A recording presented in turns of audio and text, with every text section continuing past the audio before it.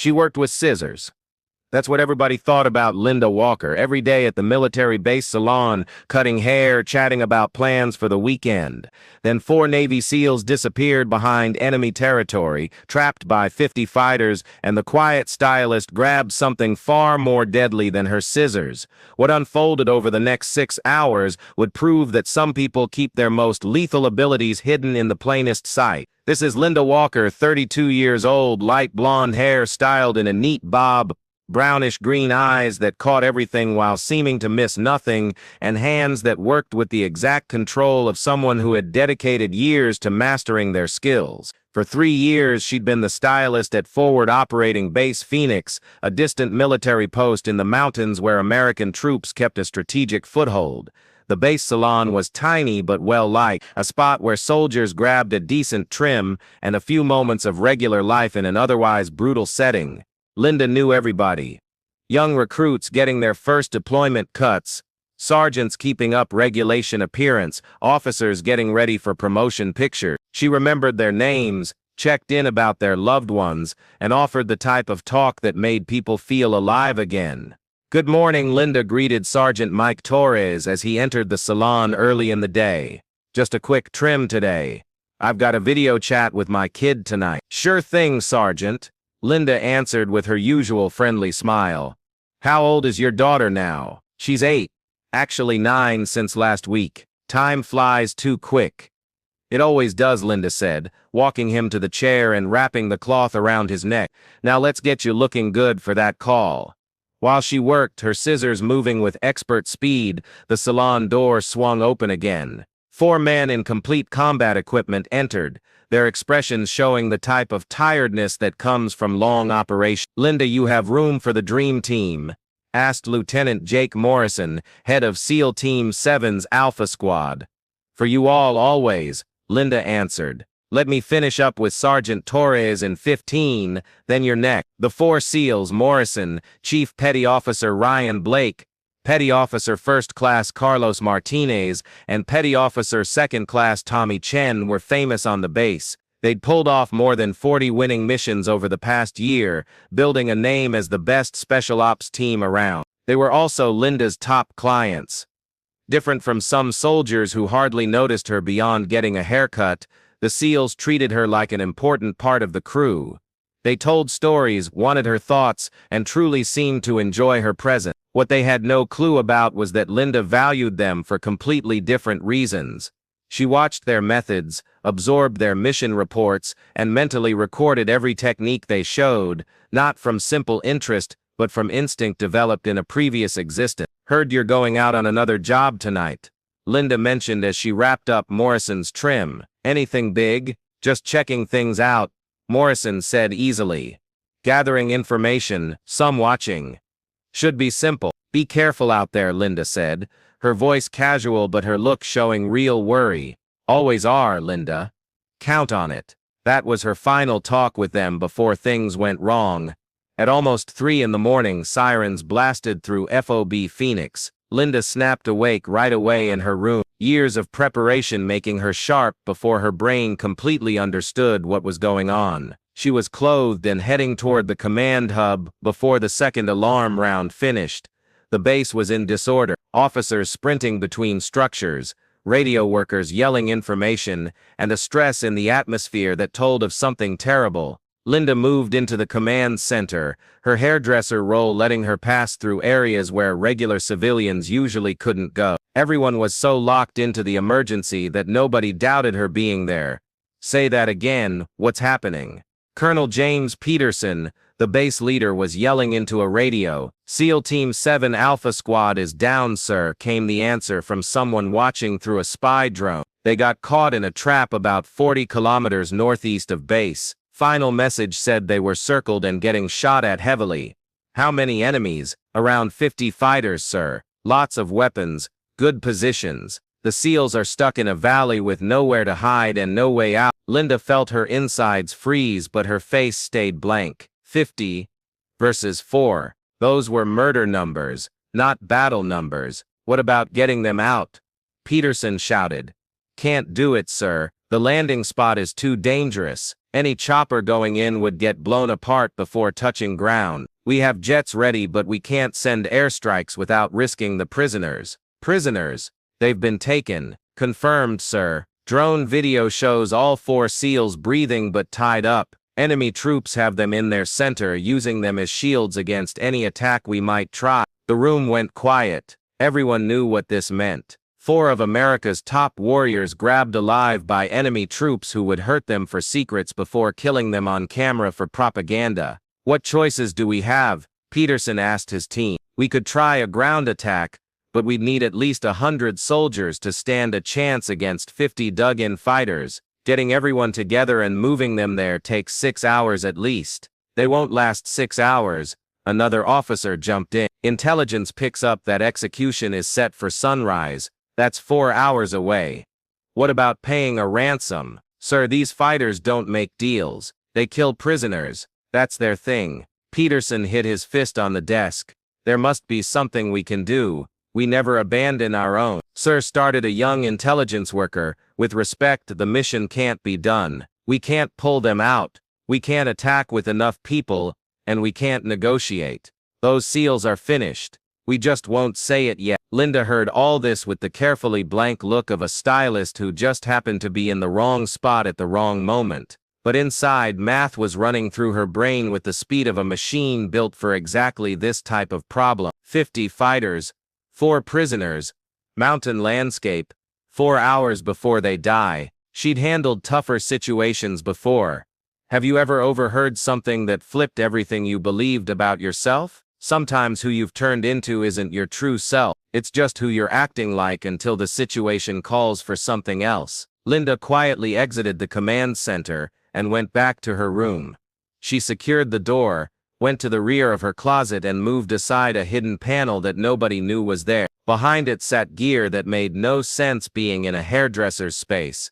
A custom rifle with a silencer and night scope, dark tactical clothes, fighting knives, climbing tools, radio equipment, a ready bag that had been packed and waiting for 3 years just for a moment like this, and most importantly, papers that revealed her actual name and her actual job before she became Linda Walker, hairdresser. Before she became the person who trimmed hair and chatted about weekend activities, she had been Captain Linda Shadow Walker, Special Activities Division, CIA, one of the sharpest covert agents in American intelligence, focused on impossible rescues and high-priority target removals. She had stepped back 3 years earlier after a mission turned bad, not because she messed up. The target was removed successfully, but because she'd been pushed to pick between following commands and doing what felt moral, and she'd picked morality over command. The CIA had offered her 2 paths: take a desk assignment in Virginia or vanish entirely with a fresh identity and never work in the field again. She picked vanishing,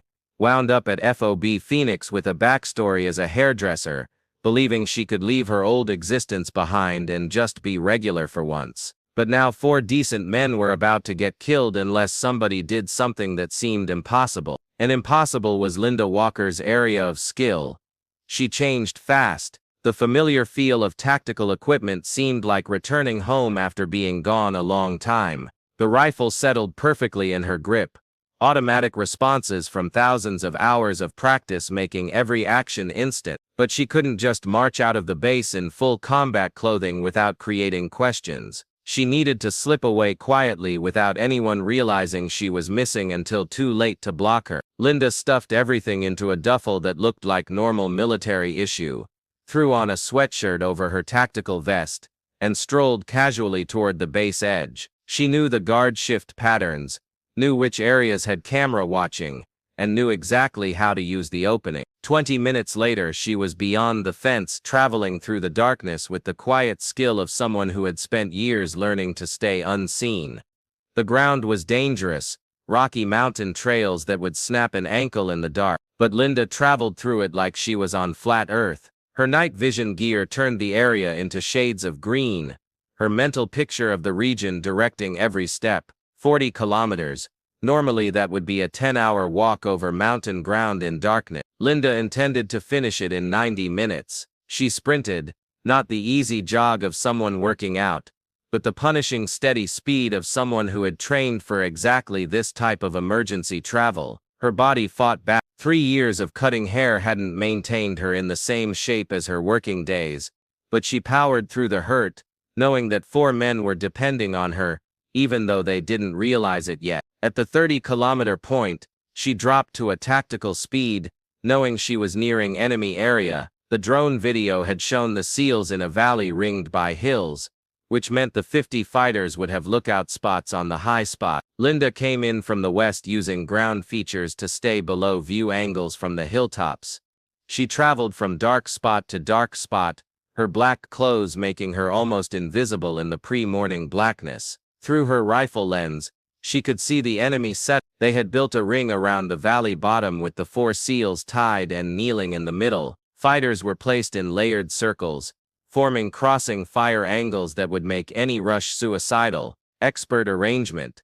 These weren't random rebels. They were trained soldiers who understood their business. Linda counted bodies, 52 fighters, not 50. Intelligence had guessed a bit low, not enough to shift her strategy, but enough to make it harder. She located a spot on a ridgeline roughly 800 meters from the enemy setup. From there she had clean sight angles to most of their defense spots with enough height to see over their inner ring. Linda arranged her rifle with the practiced skill of someone who had done this countless times. Stand deployed, lens adjusted for distance and breeze, silencer verified, clip loaded with competition-grade bullets. She looked through the lens at the 4 SEALs. They were roughed up but breathing, showing marks of questioning but nothing that appeared deadly. Morrison was speaking to one of the guards, likely trying to stall or collect intelligence. The enemy boss was simple to spot. Older guy, nicer equipment, positioned where he could watch everything but shielded by multiple layers of protection. He was looking at his watch a lot. Sunrise was coming, and with it the planned execution. Linda's first strategy had been to make a distraction, pull away enough fighters to let the SEALs run in the mess. But studying the arrangement, she understood that wouldn't succeed. These fighters were too controlled. Any strike would just make them murder the prisoners right away. She needed a new method, something that would remove the danger so totally and so rapidly that the enemy wouldn't have time to respond. She needed to do what she did best. Linda started marking targets through her lens. Top concern, the enemy boss. Next concern, fighters with big weapons and radios. Third concern, edge guards who could raise early alarm. She planned out a pattern, 23 shots to remove the leadership and heavy guns done in less than 90 seconds while they were still figuring out where the shots came from. It was an impossible shot pattern. Too many targets, too short time, too much accuracy needed. But impossible was just another word for Tuesday in Linda Walker's old existence. She steadied her breathing, feeling her pulse drop to the familiar beat that separated a decent shooter from a legendary one. Her finger touched lightly on the trigger, not squeezing, just waiting for the right instant. The enemy boss lifted his hand, signaling something to his men. Execution was about to start. Linda shot. The silenced rifle made a noise like someone clearing their throat. 800 meters away, the enemy boss's head jerked backward, and he fell right away. Before his body touched earth, Linda had already found her next target. The fighter standing beside him, trying to understand what had just occurred. Another shot. Another body falling. The enemy setup burst into panic. Fighters were yelling, searching around wildly, trying to figure out where the shots were coming from. But silenced rifle shooting is almost impossible to track, particularly in mountain ground where noise bounces and repeats. Linda moved through her target pattern with mechanical accuracy. The machine gun operator on the eastern edge. The radio worker, trying to request backup. The officer attempting to coordinate a reaction. 23 shots, 90 seconds, 23 enemy fighters removed before they even grasped. They were being attacked. But she wasn't finished. The numbers had shifted. 52 fighters minus 23, still left 29 between her and the SEAL. Too many to deal with using accurate shooting alone. Time to get inventive. Linda packed her rifle and shifted spots, moving around to the northern entry. She'd carried more than just a sniper rifle. The ready bag held tools for exactly this type of situation: stun grenades, smoke cans, and one very particular piece of gear that she'd been keeping for an emergency: a portable blocker that would stop all radio talk within a 2-kilometer circle. She turned on the blocker and threw it into the valley where it would be tough to find. Right away, all the enemy fighters' radios went silent. They couldn't request backup, couldn't organize their reaction, couldn't do anything but respond to direct dangers. Then Linda became the danger. She traveled down from the hills like a spirit, using smoke bombs to build cover and chaos. The leftover 29 fighters were split up, confused, trying to guard the prisoners while defending against an unknown count of attackers from an unknown way. Linda used their confusion perfectly. She'd show up from the smoke, take out 2 or 3 fighters with exact shots, then vanish before they could fight back. The enemy kept shooting at nothing, burning bullets and showing their spot. Through it all, the 4 SEALs stayed exactly where they were, tied and kneeling, but now observing with expert curiosity as someone systematically took apart their captor's defense setup. "Whoever you are," Morrison said under his breath, "you're my new favorite person." Linda pushed her way closer to the middle of the enemy setup, removing fighters one at a time. The smoke was heavy now, sight down to a few meters, perfect conditions for close fighting against a scattered enemy. She came face to face with 3 fighters who were watching the SEALs direct. They spotted her coming from the smoke, lifted their weapons, and Linda reacted. Years of close fighting practice kicked in. She dove left, dodging the first spray of automatic shooting, popped up on one knee and shot 3 times fast. 3 fighters down in less than 2 seconds. "Well, that was pretty good," noted Ryan Blake, the SEAL's number 2.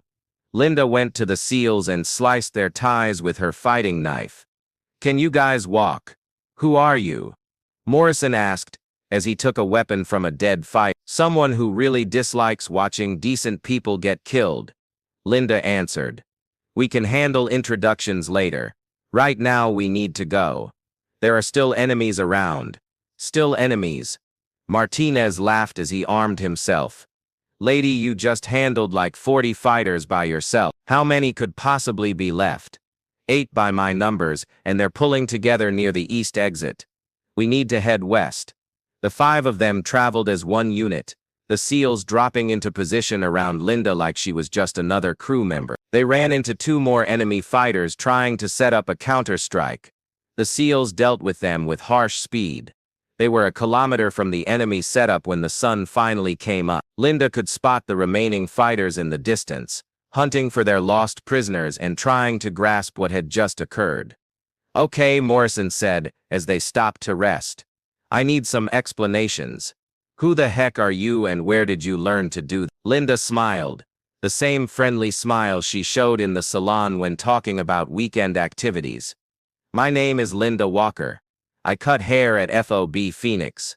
The 4 SEALs looked at her like she'd just talked in an alien tongue. "You're our stylist," Chen said slowly. "Yeah, our stylist just took down 50 enemy fighters to save us. 52 actually. Intelligence counted a bit low." Lake started laughing. The type of laughing that comes from living through impossible situations. "This is crazy. We've been getting trims from a 1-woman special ops force for 3 years and nobody had a clue." "That was sort of the idea," Linda said. "I was done. Past tense until you all got grabbed and I couldn't just watch you get killed." "Done with what?" Morrison asked. "That's restricted. Or at least it was. I'm thinking my disguise is pretty much destroyed at this point." They reached FOB Phoenix as the sun was fully risen. The base was still in panic mode with officers planning the rescue mission that Linda had already wrapped. Colonel Peterson was halfway through explaining his attack plan when someone yelled, "Sir, the SEALs are back. They're at the front entrance." Everyone rushed out to witness the 4 captured Navy SEALs entering through the gate, armed and looking healthy, joined by a blonde woman in tactical clothing that most people didn't right away know. "That can't be real," someone said quietly. "They were trapped by 50 fighters." Peterson walked up to Morrison. "Lieutenant, what occurred? How did you get away?" Morrison pointed to Linda. We didn't get away, sir. We were saved by her. Everyone turned to stare at Linda and slowly awareness spread across their faces. Is that Linda, our stylist? Not just a stylist, clearly, Peterson said, his expert eye spotting military-level gear and the posture of someone with serious fighting background. Miss Walker, I think you and I need to have a talk. A private one. 3 hours later, Linda sat in a locked meeting room with Colonel Peterson, a person from CIA and a very puzzled base intelligence worker. So, let me understand this right, the CIA person said, reading from a folder that had just arrived through secure delivery. You're Captain Linda Walker, former Special Activities Division with more than 60 winning missions in enemy territory. You were one of our sharpest operators before you asked for transfer to inactive standing 3 years back. That's right, Linda verified. And you've been working as a stylist at this base for 3 years without anyone knowing your actual history. Also right. Why didn't you tell us? Peterson asked. We could have benefited from someone with your abilities. Because I was finished with that existence, Colonel. I'd completed enough missions, witnessed enough killing, made enough impossible picks. I wanted to be regular for once. Trim hair, have talks about weekend activities. Just live without constantly watching my back or figuring out danger zones. What shifted? The CIA person asked. 4 decent men were about to get killed. Men I knew who had shown me consideration and kindness for 3 years. I couldn't just watch them get executed when I had the abilities to stop it. Peterson leaned back in his seat. You removed 52 enemy fighters by yourself in less than 4 hours. That's not just abilities. Miss Walker, that's incredible. I did what was required.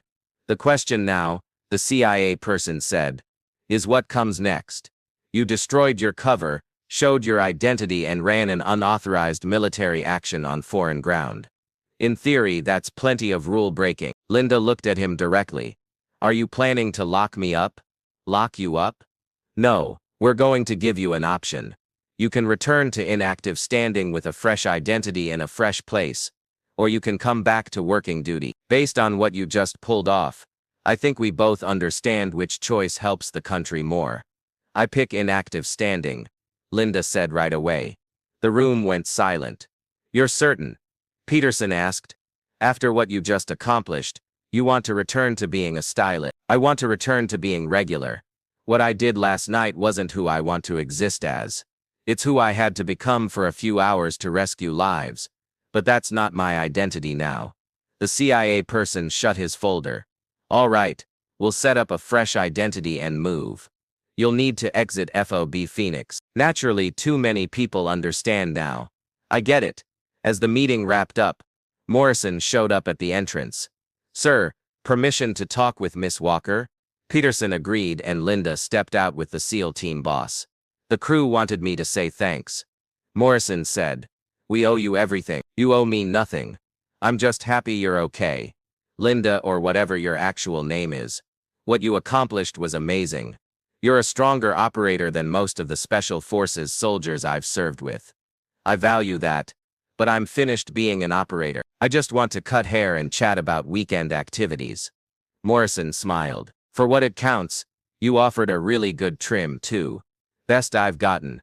Have you ever done something amazing only to understand you'd rather be regular? Sometimes our biggest abilities are the ones we're most ready to walk away from.